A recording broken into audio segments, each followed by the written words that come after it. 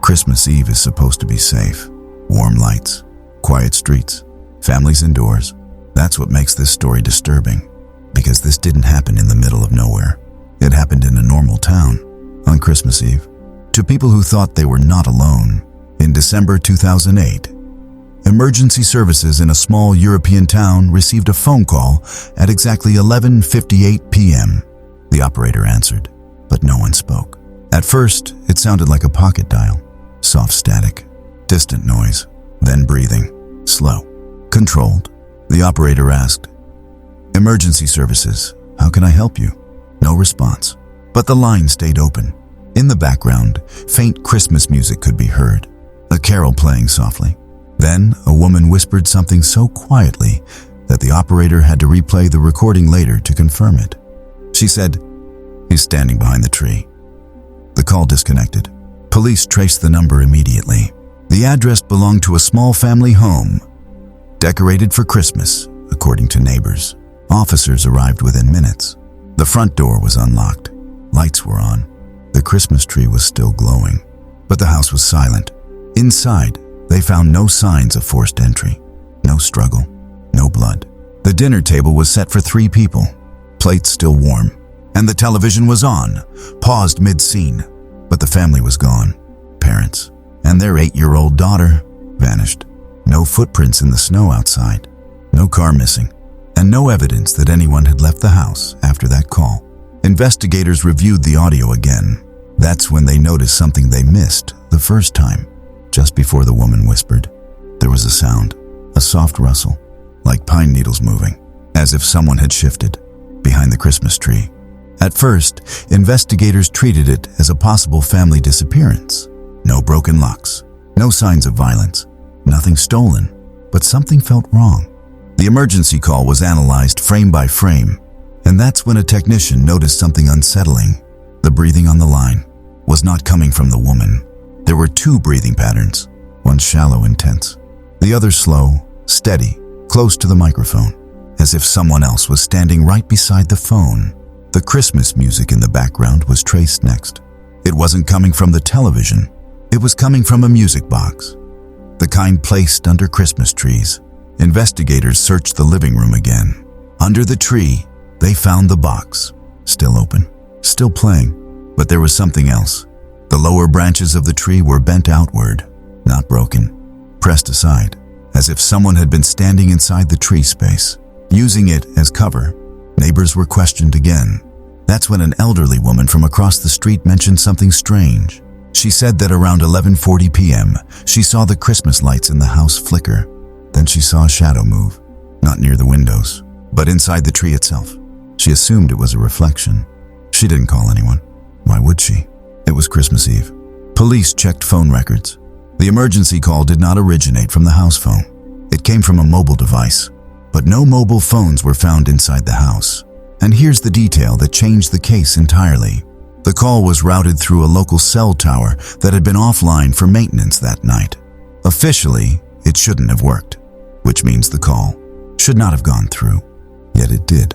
Investigators began to consider something far worse than kidnapping, because whoever made that call knew exactly when to speak and when to stay silent. And whoever was behind the tree was close enough to hear her whisper. 2 days after Christmas, detectives visited the local elementary school. They weren't expecting much, just routine questions. But the moment they met the daughter's teacher, the atmosphere changed. The teacher hesitated. Then she opened a drawer. Inside was a folded piece of paper, a drawing. It showed a Christmas tree, a little girl holding her mother's hand, and behind the tree, a tall, dark figure. No face, no eyes, just a shape. At the bottom of the drawing, the girl had written one sentence: "He likes it when we are quiet."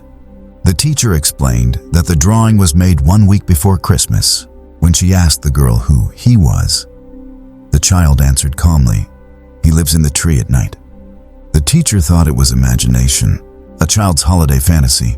She regretted not telling anyone sooner. Investigators returned to the house again.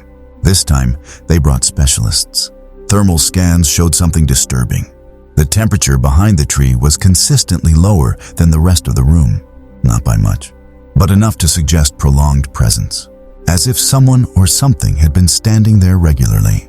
Dust samples were taken. Tiny fibers were found, not from clothing, not from furniture. They matched artificial pine needles, compressed, crushed, as if someone had been breathing through them. Then came the discovery that ended all doubt. Inside the wall, behind the tree, there was a narrow cavity, too small to be a room, but just large enough for someone to crouch. And from inside that space, police recovered a single object, a voice recorder. Its battery was dead, but the memory card still worked.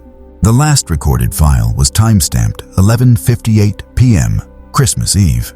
They played it. At first, there was only silence. Then a woman whispering, the same voice from the emergency call.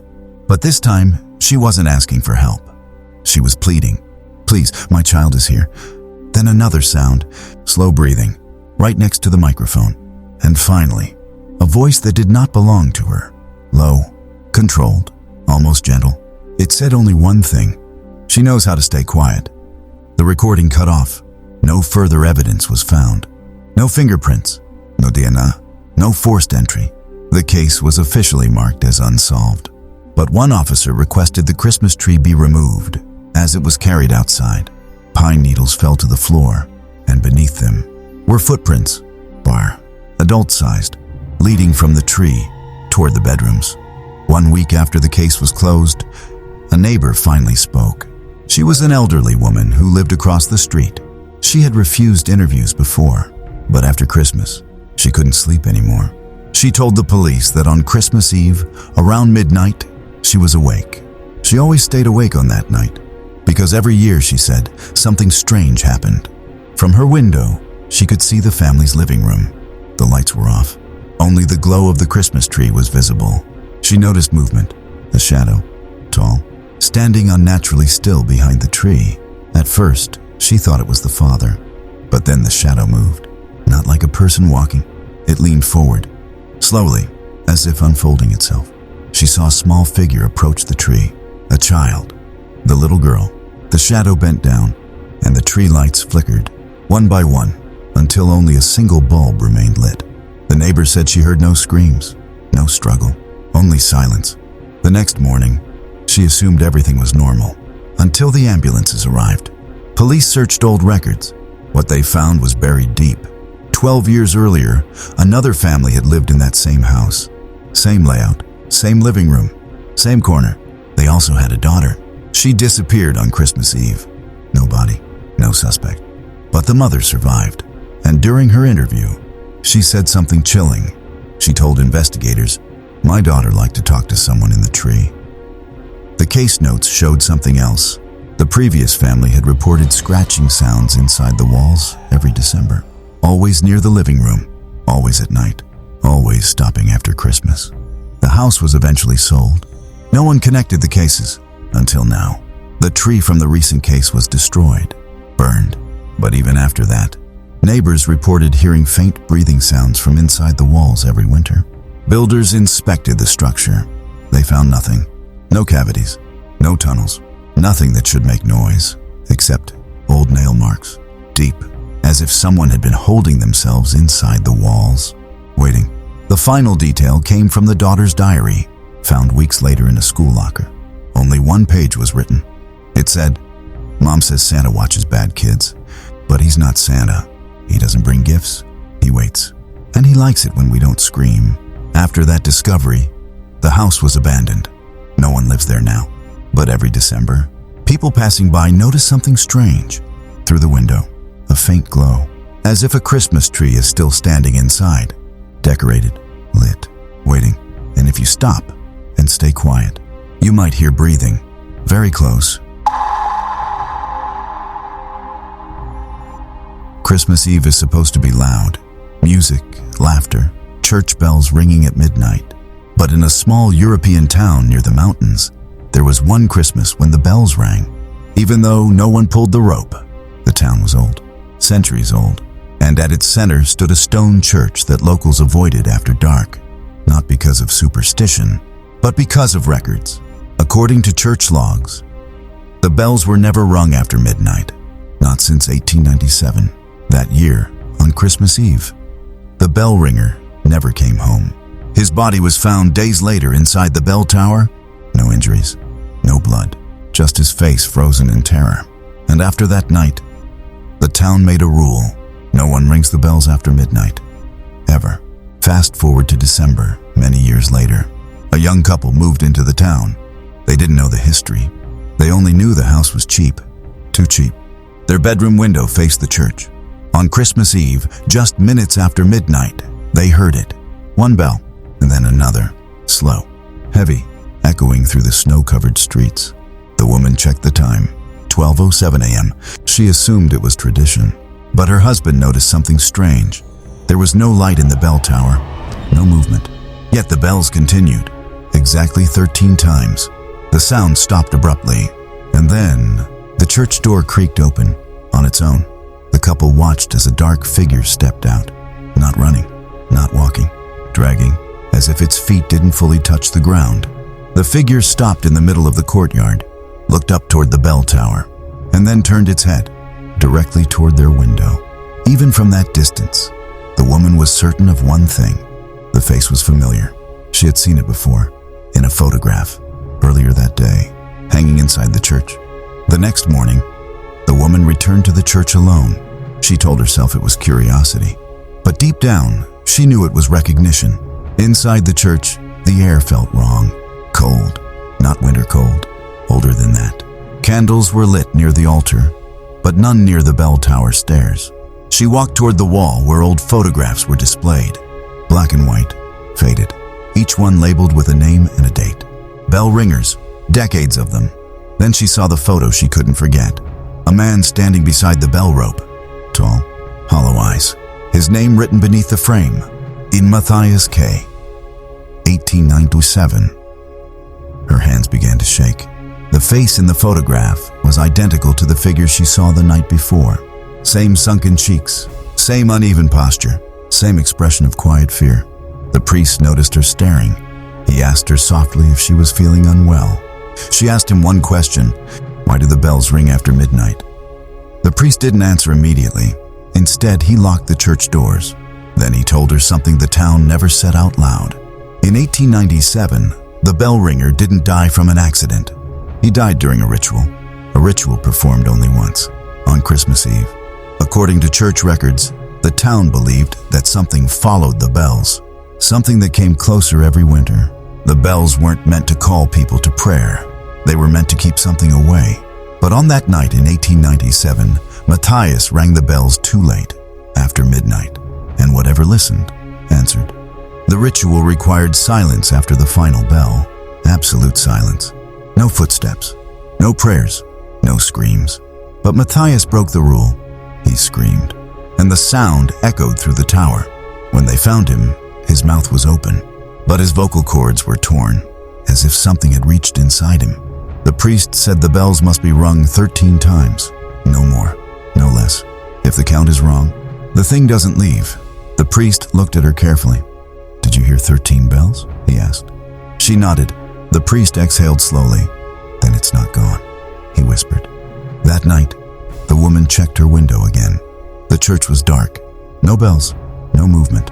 She tried to sleep, but at exactly 12:13 a.m., she heard something new. Not bells.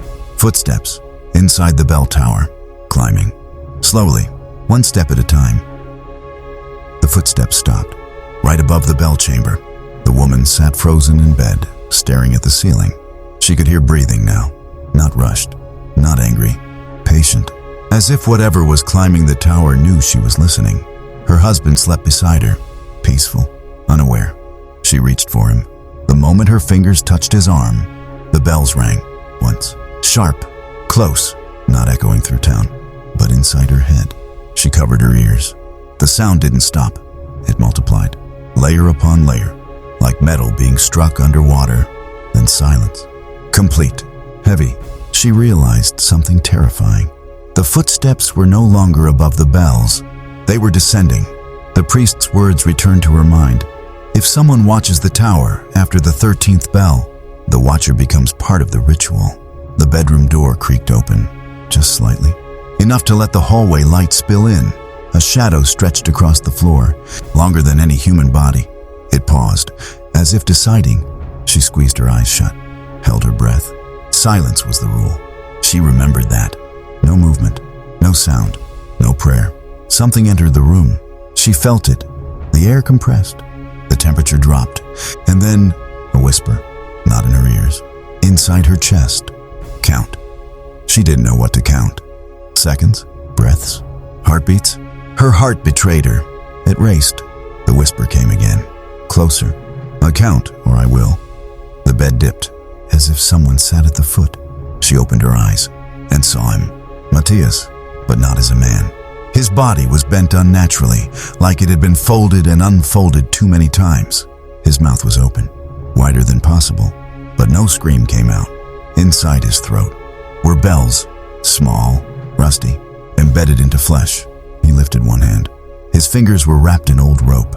Bell rope. He pointed toward the window. The bell tower, and then he vanished. The woman screamed. The sound shattered the silence. Outside, all 13 bells rang at once. The town woke to bells, not 13, all of them, ringing without rhythm. Without pause, people rushed into the streets, covering their ears. Some cried, some prayed, some already knew what it meant. The priest arrived first. He found the church doors wide open. The bell tower rope was swaying, wet, as if held recently by living hands. Inside the tower, they found the husband, standing, facing the bells, alive, but empty. His eyes were open yet unfocused. His mouth moved silently, counting over and over. 1, 2, 3. He never reached 13. They took him away. He never spoke again. Doctors said his vocal cords were intact, but no sound ever came out. The woman was never found. No footprints, no blood, no signs of struggle. Only one thing remained. A new photograph appeared inside the church, hung among the old bell ringers. No one remembered placing it there. The label beneath read, Anna K. December 24th. Her face was pale, still, eyes hollow, hands gripping a bell rope. Years passed. The rule was rewritten, not spoken aloud, never written down, but everyone knew. On Christmas Eve, before midnight, the bells must be rung, exactly 13 times. After that, no one looks at the tower, no one listens. And if you hear footsteps, you stay silent, because the bells do not summon prayer, they summon replacements. And every Christmas, someone hears them, even in towns with no churches, even where bells don't exist. A sound, metal, ringing, inside the head, counting, waiting for someone to finish the ritual. It was Christmas Eve 2012. In a small Scandinavian town, the temperatures had dropped below 20 degrees Celsius. Families were tucked inside, fireplaces glowing, except for one young man, Eric. He had stayed late at the hospital, volunteering, and was returning home on foot. The snow was deep. The streets were empty.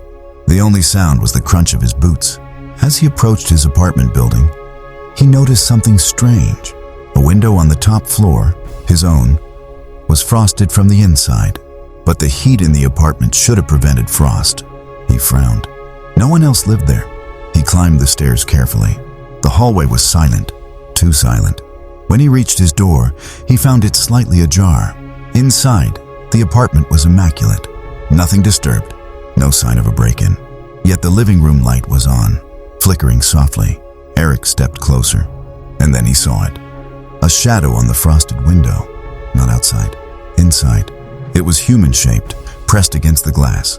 No movement, no sound. Eric's heartbeat sped up. He tried to call out. Nothing, no voice. The shadow lifted a hand and pressed it harder against the glass. Then something even stranger happened. The frost started forming words. Slowly, letter by letter. Do not look out. Eric froze. He blinked, and the writing disappeared. The shadow vanished. But the apartment suddenly felt colder, air sharp enough to burn his lungs. He grabbed his coat and ran out. Neighbors later reported seeing a light in that apartment window, even though the building had no electricity that night. By morning, Eric was missing. The apartment door was locked. No signs of struggle, no footprints in the snow outside. Only the frost-covered window remained, and if you looked closely, you could see faint human shapes pressed against the glass, waiting. The next morning, the building's janitor found Eric's apartment door locked from the inside. He tried his keys. Nothing. No sound. Curious, he peered through the peephole. Inside, everything looked normal. The furniture, the lights, even the small Christmas decorations on the table, untouched. Except the window. Frost covered it again. And this time, someone had written a number. 3. The janitor stepped back, uneasy. He called the building manager, and then the neighbors. All of them described seeing a man-shaped shadow in the window on Christmas Eve. Some said it moved, some said it just stared. No one could explain how. Even stranger, the hospital where Eric volunteered confirmed something chilling. He had been assigned all-night shifts during December. But in their records, there was a day when he had not clocked in. No reason, no explanation. When police investigated, they noticed the pattern. Each volunteer who stayed late alone in December reported hearing whispers, soft voices, repeating numbers. They didn't understand at first, but the whispers matched the frost messages that appeared on the apartment window. Police checked the building's past. 10 years ago, another tenant had vanished on Christmas Eve. The apartment had been empty for months. No note, no body. And neighbors remembered the same frost-covered messages. Do not look out. Numbers, human shapes pressed against the glass. Every decade, the pattern repeated. Every Christmas Eve, without fail. And it always started at 23 minutes past midnight. The number Eric saw, the same number neighbors reported seeing. The window was the focal point, the portal, and those who approached it never returned the same.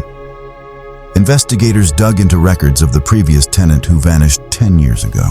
Her name was Lena. She lived alone in the same apartment. On Christmas Eve, neighbors reported seeing a shadow pressed against her frosted window, just like Eric. When police entered her apartment the next morning, they found everything untouched. No signs of forced entry. No note. No footprints. Only the window, frost-covered. And this time, the frost had formed words. She watches. A chilling discovery came from the building maintenance logs. Every tenant who had disappeared or reported shadows had worked or volunteered late during December. Hospital records, fire department logs, and volunteer rosters all pointed to one chilling pattern. Those who were alone after 23 minutes past midnight were targeted. Eric's disappearance wasn't random. It was predicted. The numbers written in frost, the shadows, they were warnings. Warnings no one followed. That Christmas Eve, a neighbor tried to help. He climbed the stairs and knocked on Eric's door. No answer. He peered through the peephole and saw Eric standing still. His breath fogged the glass. But when the neighbor opened the door, the apartment was empty. Only the frost remained. Numbers, shapes, whispers, and one faint sound, a soft scraping noise, as if something inside the walls was moving. Then, from the street, he saw it, a shadow slipping silently from window to window, watching, counting, waiting. On Christmas morning, the building was quiet, too quiet. Police arrived after neighbors called about Eric's disappearance. Inside, the apartment was intact. Furniture, decorations, even the small Christmas tree untouched. But the window, the frost had returned, and now it formed a single word, waiting. No sound, no movement, except for a faint echo. A whisper coming from inside the walls. Investigators checked every room, the floors, the ceiling, the walls. Nothing, no signs of Eric. But in the bedroom, a small puddle of water, frozen in an unnatural pattern, and in it, a reflection that wasn't theirs. Eric's face appeared, pale and hollow, pressed against the frost from the inside. His lips moved. No sound, but the words were clear in the reflection. Next time, it will be yours. The building was abandoned after that. Every Christmas, locals reported strange activity. Frost forming messages overnight, shadows in the windows, whispering voices counting silently. No one has lived there since. And if you pass by the apartment on Christmas Eve, around 23 minutes past midnight, you might see a figure at the frosted window, pressing its face, its hands, waiting. And you'll realize some Christmas traditions are not meant to be broken. Some windows are never meant to be opened, and the shadows, they are still counting, always counting.